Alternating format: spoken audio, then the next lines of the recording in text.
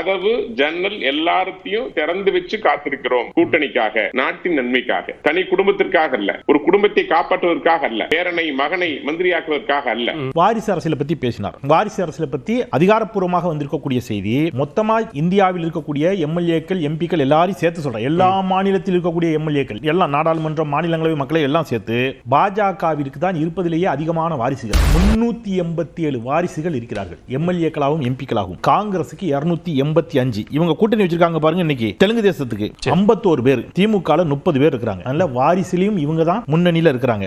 நண்பர் செந்தில் அவர்களுக்கு சொல்லணும், முதல்ல ஒரு பத்திரிகையாளர் இருந்தவர், வாரிசு அரசியலுக்கும் குடும்ப அரசியலுக்கும் நல்ல வேறுபாடு தெரிந்தவர். ஆனா ரொம்ப சாதுரியமா வாரிசு அரசியல் கணக்கு சொல்றாங்க. ஒரு வாரிசு அரசியல் வர்றது அவங்களுடைய விருப்பம். ஆனா ஒரு குடும்பமே இவருதான் எம்எல்ஏ, இவருதான் எம்பி, இவருதான் முதலமைச்சர் அப்படின்னு நிர்ணயிக்கிறது, அதுதான் குடும்ப அரசியல்.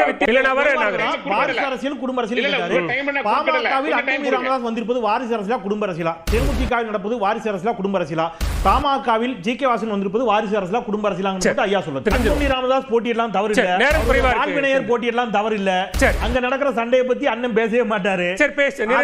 அத பத்தி நீங்க இல்ல சார், அவர் தானே தலைவர். இப்போ பாமக யார் தலைவர்? இப்போ அன்புமணி ராமதாஸ் ராமதாசா நிறைவு செஞ்சிருக்காங்க. திமுக பத்தி பேசிட்டு இருக்கோம். இல்ல பாமக நீங்க பேசுங்களா? என்ன அப்பா புத்தி? ஜி.கே. வாசன் யாரு? பாமக அன்புமணி ராமதாஸ் யாரு? பாமகவில் அன்புமணி ராமதாஸ் தலைவரானவர் ஜி.கே. நாகராஜ் வன்மையாக கண்டிக்கிறார். கரெக்டா?